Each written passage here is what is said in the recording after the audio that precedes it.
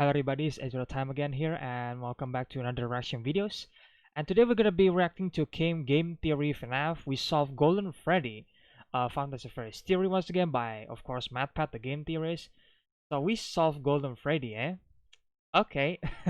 I mean, we'll see if this is actually gonna be definitive identity for Golden Freddy, or maybe it's just gonna be something else when the new game was released. Because that's what the FNaF theory is like. At first it was MatPat was like, oh, this is the final theory, or like, oh, this is the identity. I was sure. And by the time it was make sense, but once the new material came from the game or the book this time, it's always new stuff to find. And then like he always retcons some stuff, some theory, which just makes sense. And obviously the FNAF theory is just endless at this point. I think we all can agree on that. So without further ado, let's just get into the theory, shall we? Hang on.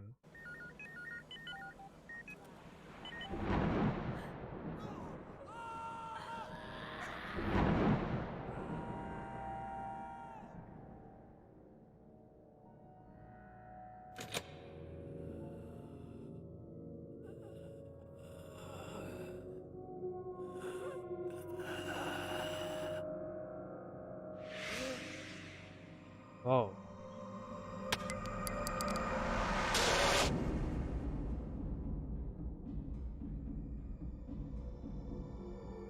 Cool. Hello, Internet! Welcome to Game Game Theory, Theory. where today's episode is perhaps the single most important that we've done on the FNAF lore in a long, long time. Today, my friends, our goal is to solve Golden Freddy. That's right, FNAF Reddit, I am justified in using my favorite golden boy in the thumbnail today because this episode is all about him. It's them?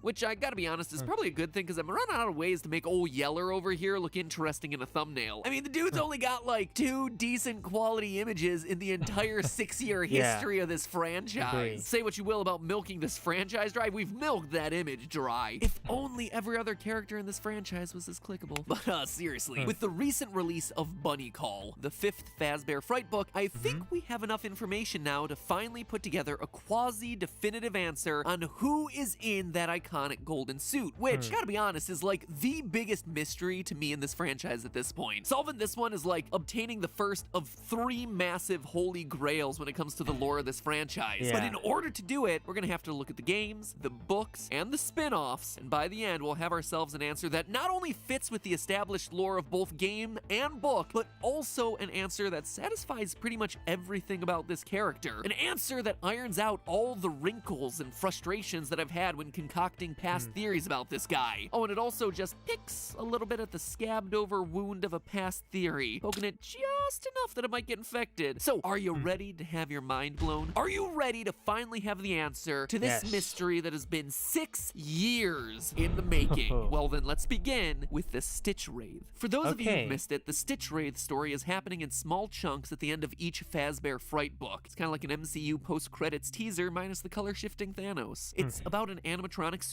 pieced together from the haunted spare parts of various toys and robots, given life through the power of human agony. Now that it's alive, the creature is wandering the city, collecting more haunted toys, and killing people with its zappy hands, sucking their bodies dry and making them cry oily black tears. And up to this point, that's pretty much all we knew about this monstrosity. Lead me to conclude that the reason we're meeting this thing is to prove the existence of Remnant, and how it works via negative human emotions. Maybe set him up as the new villain for that upcoming game security breach. Or, at the very least, that's what I thought. Oh no, dear theorists. The Stitch Wraith is far more important than we could have ever imagined. In the epilogue of book number 4, Step Closer, we meet Andrew and Jake, the 2 souls who find themselves trapped inside the Stitch Wraith. And the conversation that they have when they first meet starts to give us some of the lore drops that we have been waiting years to hear. Quote from the book: "Now Jake was inside a metal thing. He didn't know enough about anything to understand what it was, but he did know that he wasn't alone. He was sharing this strange place." "Oh, hi," Jake said. "I'm Jake. Who are you?" "I'm Andrew." The child's voice was rough rough. He sounded a little like a boy Jake used to know in school, a boy who was always talking back to the teacher and getting himself in trouble. Jake thought Andrew sounded angry, very angry, end quote. We're told that even though both their souls are infused into the same endoskeleton, Jake is the only one able to move the Stitch Wraith's body. He's also the only one capable of seeing the outside world. Andrew is blind to it all. It's kind of like those two-man horse costumes. You never want to wind up being the butt in those things, especially on Chipotle days. It's no wonder Andrew's so mad. I'd be too if I was forced to spend an eternity looking at someone else's soul butt. However, it's when they start talking about their former lives that things start to get really interesting. Quote again, "My memories are kind of fuzzy," Jake said. "Fuzzy, yeah, so are mine," Andrew responded. "But I do remember wanting to get back at someone who hurt me. I think I attached myself to him. I got into his soul, made sure he couldn't move on when he should have died. I remember I wanted him to suffer, the way he made me suffer. I remember they tried to kill him, but I wasn't gonna let him go until I was ready." With a story like that, you could almost say that Andrew is a spirit wanting revenge, a literal vengeful spirit, perhaps. Now, loyal FNaF theorists have an idea of where this is all going, right? Back when Ultimate Custom Night first came out, we theorized that the entire game was William Afton trapped in a fiery hexscape, a constant cycle of torture and torment at the hands of his past victims. Or should I say one victim in particular, the spirit of Golden Freddy. Sure, he was called by many names, the one you should not have killed, the vengeful spirit, but in the end, by doing the impossible of that game and beating 50-20 mode, it's revealed that Golden Freddy lingers on, twitching with rage, refusing to move on into his afterlife. And here, Andrew is pretty much confirming exactly that. Sound the party horns and the children celebrating. It looks like we got one right. Or should I say mostly right. What's interesting about this whole Jake-Andrew conversation from the book is that back with Ultimate Custom Night, we assumed that William Afton was dead and that this was just his afterlife in purgatory or HE double hockey sticks or whatever. He died in Henry's Fire, the one that was set at the end of FNAF 6, the one meant to bring the whole series to a close. I mean, how could he not be dead? Henry even had that awesome final line for him. "Although for one of you,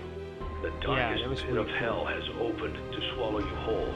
So don't keep the devil waiting, old friend." You don't really just survive one-liners like that. And yet here, Andrew says that he was actively keeping his killer alive against everyone's attempts on his life. So does that mean that Afton is still... No.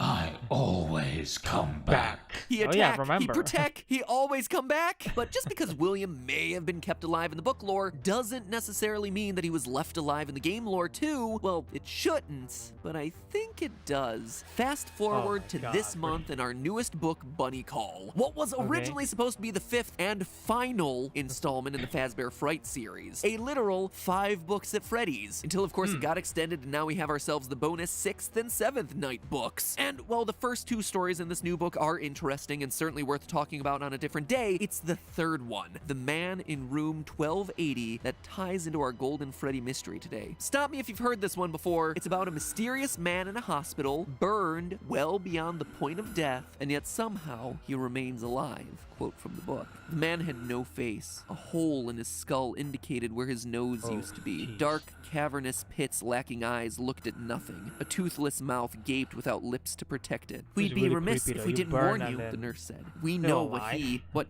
that is. Evil, Father Blythe. Evil." In fact, the hospital staff is so convinced that he's the embodiment of evil that they try to kill him multiple times, via injections, via smothering, via seances, but nothing will do it. He cannot be killed, but not for the reasons that you would expect. It's not an iron will to live or the remnant that's flowing through his veins that's keeping him alive. It's a ghost. Each attempt on the patient's life is thwarted by the ghost of a boy with curly black hair wearing an alligator mask. In fact, the two seem to be intertwined with each other. The story informs us about the patient's brain patterns and they're a bit unusual. Quote, "According to the hospital's sleep expert, that particular REM pattern indicates nightmares. Horrific nightmares. See, there and there," the nurse pointed at one part of the brain scan. 2 signals means 2 living things, 2 entities. They're both vying for control of the brain, but they're at odds with each other. We think they're tormenting each other. Sounds a bit like Andrew, right? Andrew attached himself to the man who killed him and refuses refuses to let him die so he can torment him, which is the exact relationship between the vengeful spirit and William Afton in the games. And if there was any doubt about who this mysterious man in the hospital is, the patient wants to go to a Fazbear distribution center, and we're told that the Stitch Wraith mystery is somehow tied to a mysterious fire involving Freddy's and the former owners of the business. Every which way to Sunday, this is our William Afton stand-in for these books. Andrew is our vengeful spirit stand-in, and it feels like the book is trying to tell us that Custom Night wasn't purgatory or heck, it was Afton's living nightmare as he was laying in a hospital bed recovering. William Afton may still be alive, or maybe he was alive and then he eventually explodes. Yeah, the story ends with William's carcass being wheeled out to the Fazbear distribution center, and then it literally blows up like a bomb. It is just as gross and gory and disgusting as you would expect it to be. Maybe it's a good thing that these books don't have pictures. My personal guess is that this is what releases the angry spirit of Andrew into lots of other toys like Fetch and Plush Trap, and it may also be how Afton's soul gets itself into a computer chip that eventually gives life to Glitch Trap. Okay, this has been a lot about Afton, and I promised that this would be a mega theory about Golden Freddy. So how does it all connect together? Well, notice how I described Andrew's ghost. A boy with curly black hair and an alligator mask. It's the same hair as the mysterious dead body found inside Golden Freddy's suit back in Fazbear Frights number 3. Quote from that book: "Down low, past his arm, Devin could see a body, a dead body, but it wasn't exactly like he thought he'd find. This one had curly black hair." The lore of this series doesn't tend to give us a lot, but one thing it tends to keep relatively consistent is hair. So knowing that Andrew is an angry spirit with curly black hair, and that Golden Freddy has a body inside of it with curly black hair, Andrew is pretty clearly our Golden Freddy kid, which makes things related to Andrew roughly related to Cassidy back in the games. Want even more of a connection between the two of them? The name Cassidy is derived from an Irish surname meaning clever or curly-haired. Actually owe that little factoid to Redditor Shrek the First. It's a good find on that one. I actually would have never thought to look into the name Cassidy. So even though Andrew may not be named Cassidy in the books, he is still representing the origin of the name through his hair. Now, here is why all of this matters. Follow me on this. Both Andrew in the books and Cassidy in the games are missing children's incident victims, stuffed inside of suits and angry enough to keep their killer in a purgatory state so he can be tortured. Seems like a pretty slam dunk connection there. We know that up to this point, the books have been hinting at the fact that Golden Freddy may have more than one soul inside of him. And in these stories, we see Andrew actively upset that he has to share an endoskeleton with another dead kid. So is it possible that in the games, Golden Freddy is possessed by both Cassidy and the Bite of 83 victim, Vengeful Spirit and the Crying Child, just like Andrew sharing a body with Jake in the books? After all, we know via clues in the text, as well as book number 6's description, that his endoskeleton mate Jake is a nice kid who died tragically in a hospital. We know that the Crying Child is also a nice kid who dies tragically in a hospital, even though he got bitten before, but you know. Now, admittedly, that alone is a weak sauce connection, I admit it. What's not weak sauce, though, is that evidence is actually out there to prove that two spirits are in Golden Freddy. So last month we proved that Foxy Bro is definitely Michael Afton. It is a huge confirmation from the series, but that came with a set of problems, specifically in the form of the security logbook. The problem is that the spirit Cassidy in the book seems to be talking to Mike about things that only apply to the Bite of 83 victim, saying things like, "The party was for you," and talking about his plastic purple telephone. It doesn't make sense if Cassidy is talking to Michael Afton. But what if Cassidy isn't talking to Mike? What if Cassidy is having a conversation with someone else, with a second spirit? The logbook doesn't just have one person in it, it has two. This was brought to my attention by a comment on YouTube from Inky Ink, who says it's not useful reading the YouTube comments, right? Quote, "I direct you now to pages 89 and 109, where we see a spirit replying to Fated's questions through altering the text existing in the book. Therefore, we know that Fated is not talking to Mike, but talking to Mike's brother, who is also in the logbook. Thank you for coming to my TED Talk." I gotta say, that is the best TED Talk I've ever seen. Definitely beats the one about how to dry your hands using a single paper towel. 1, 2, 3, 4, 5, 6, 7, 8, 9, 10, 11, 12. And Inky Ink isn't wrong here either. I went back to double check. One of the things the Fated text says is that the party was for you. And right there on page 89 is the answer: it was for me. A statement and an acknowledgement of that statement. A conversation. Two spirits, one book.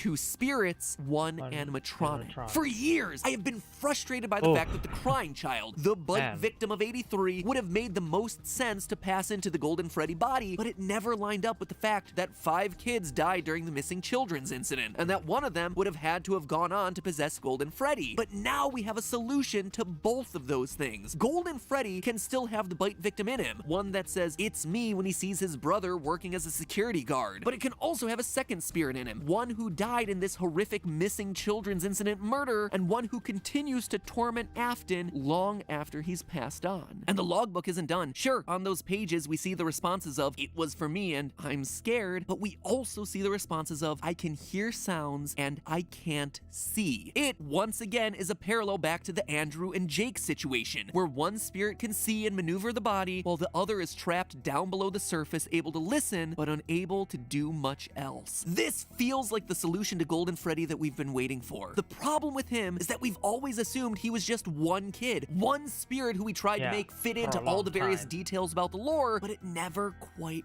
worked. And that's because it would never work. In reality, you always needed two entities. One, sensitive and kind, a younger brother looking for peace, and one, the victim of a brutal murder, violently eager for revenge. And here's the real twist, my friends, that might not be all. There's one last small detail in the Stitch Wraith story that we have to keep an eye on. We learn in that story that Jake and Andrew aren't intentionally murdering people, that when they reach out to touch someone, they accidentally zap them. Jake assumes it's Andrew doing it, but he's wrong. Final quote from the book: "I just want to scare people, okay? The zap is killing them." Well, that wasn't what I wanted. So if what you're doing isn't doing what you want, maybe it's doing something someone else wants. Maybe something else is here with us. You were a hitchhiker on the man who killed you. Why can't someone else hitchhike with us? So it looks like there might be more souls involved when it comes to Golden Freddy, but that's a story for another day. And with that, my friends, it's the last book until next year. There's definitely a few stories I haven't talked about that merit another video or two, but for now, Fazbear Frights and all its numerous lore reveals have come to an end, which I gotta say I'm kind of sad about. These have been a great way to engage with the mysteries of the franchise with the slow drip coming out over the course of this year, like a book every other month. It's been a really cool release strategy. And honestly, some of these stories are the creepiest things produced by this franchise in a long time. Anyway, I guess the only thing left at this point is crossing our fingers for that new game to come out soon. Now? All right, Scott, don't you release another game on us or anything. No? Huh, that used to work. Oh well, probably better to wait anyway. Halloween is just around the corner, and there's not a whole lot of other ways we're going to be able to celebrate it this year. But hey, if you haven't checked out these books yet, but are a fan of the series, then check them out using our sponsor for today's episode, Audible. It's one thing to read.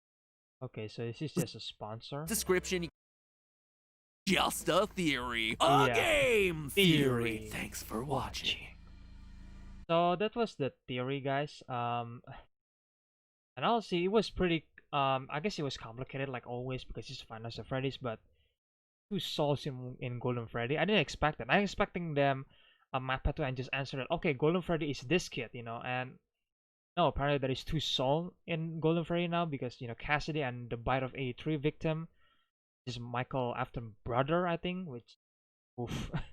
I mean, yeah, all this time, the theory, I thought, we for the longest time, we thought that it was simple. Like, one kid got murdered and then the soul, trapped inside of animatronics. That's the classic type of lore that FNaF always went through, which is pretty interesting in its own way because it attracts a lot of audience, or a lot of fans, obviously, fandom. But now, obviously, it's heading to the next level. It's heading more complicated in a way.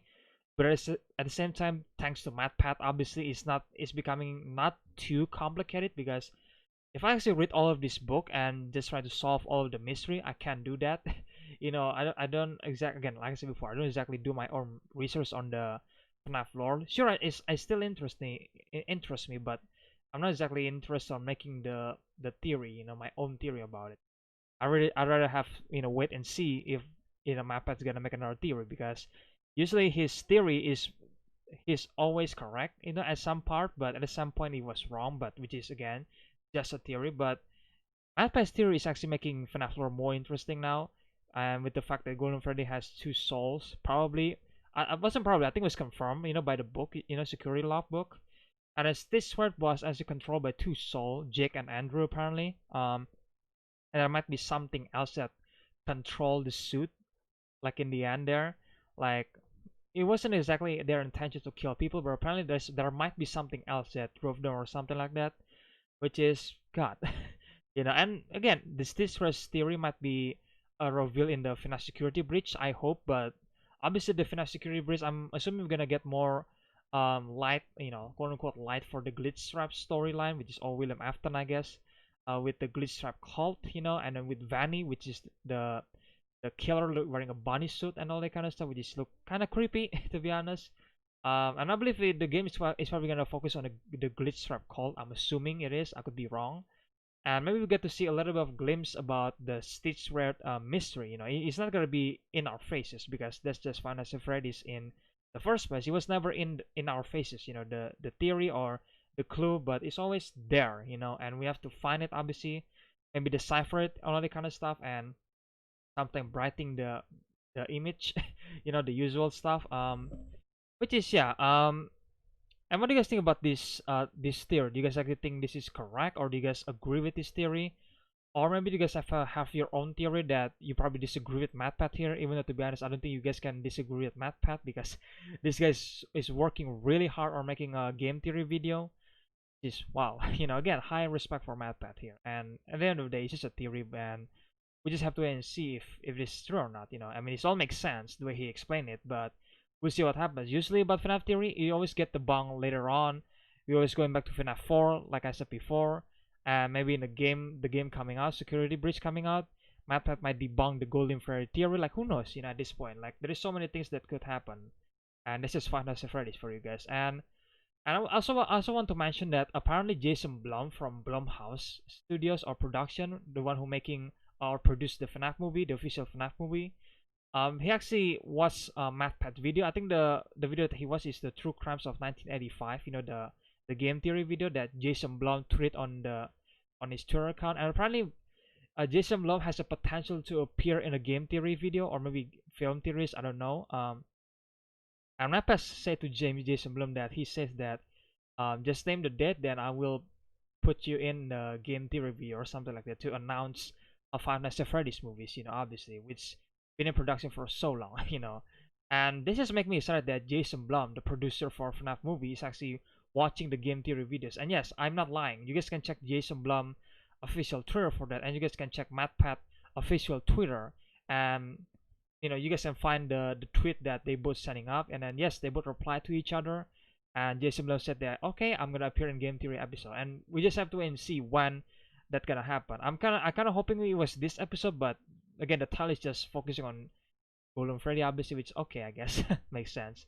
And hopefully, the next episode of Game Theory or something else, Jason Blum can come to MatPat, either on Game Theory or Film Theories, because it's a film, obviously, and just announce Five Nights at Freddy's news, you know, movie news officially, you know, because it's been so long since we waited for that announcement, you know. But yeah, now let's just to say, this was the Game Theory videos about Five Nights at Freddy's Golden Freddy's identities. Apparently there is 2 souls in one suit, maybe more, who knows.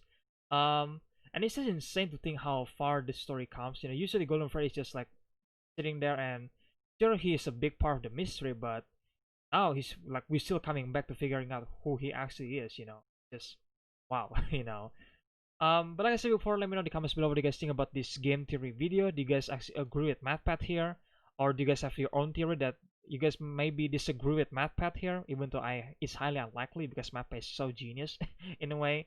Even though sometimes he was wrong, but you know, it's fine, I guess. But for the most part, he also right. But yeah, let me know in the comments below what you guys think about this game theory.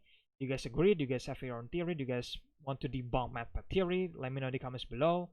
And do you guys actually agree with MatPat theory? Also, let me know in the comments below. And yeah, what do you guys think about the Stitch Red? Do you guys think it's gonna be a completely interesting villain? Like I'm all in for the Stitch Red storyline, you know, even though like there's a whole book of him, then I just wait for MatPat to make a theory about them, obviously. But I really hope that we get to see some Stitch Red storyline and the FNaF security breach, or maybe we get to see more of the Golden Freddy's identities, because there could be more soul inside of Golden Freddy. Like who knows? It's Five Nights at Freddy's. You know, it's complicated. But yeah, that's the video, guys. And if you guys want to watch the original theory video, then I will leave a link in the description below, and make sure you guys check Game Theories video, which is MatPat channel. Obviously, subscribe to Game Theories, because again, MatPat is just being consistent with his FNaF theory, and because of his FNaF video, that he actually being able to attract so many people to the FNaF story or FNaF lore, I guess, whatever you want to call them. And yeah, I think MatPat plays a big role on expanding the FNAF fandom. At least that's the way I interpret it. And maybe you guys could disagree with me, but I think most of you will agree that MatPat does play a big role on expanding the FNAF lore and just expanding the FNAF fandom. Like making people attracted to the FNAF lore and all that kind of stuff, which is, yeah, high respect for them. For MatPat, so subscribe to the channel, Game Theories, and if you guys enjoy my reaction video, then please leave a like, comment, and subscribe to the channel. Share the video with your friends or family, the usual. And if you guys decide to subscribe to my channel, then don't forget to ring the notification bell so you guys can get notified when I'm gonna upload the next video. And yeah, I think that's it for today's game theory video, guys. And I mean, we'll see when MatPat is gonna upload the next game theory videos, and hopefully with Jason Blum in it to announce the FNAF movie. Hopefully soon. We'll see when. I don't know when. we just have to wait and see. But yeah, needless to say, I'm excited for the future of FNAF lore or stories or games, whatever it is. I'm excited. Do you guys excited? Let me know in the comments below. And again, that's it for today's video, guys. And again, hope you guys enjoy my reaction video, and I will see you guys in the next one then. Bye.